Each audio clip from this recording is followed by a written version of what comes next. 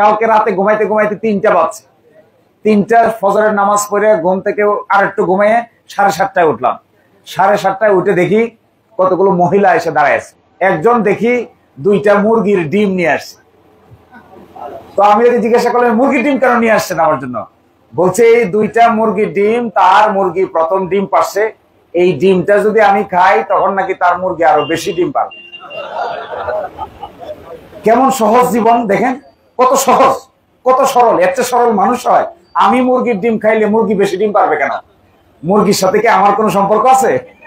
তাইলে মুরগি বেশি ডিম পারবে কি করে মনে হলো?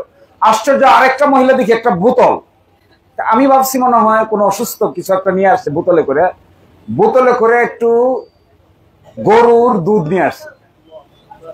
তো কেন নিয়ে আসছেন এই বোতলে করে গরুর দুধ?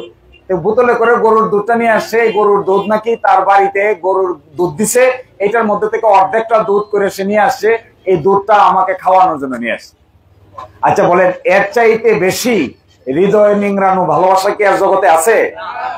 তো আর কি চান?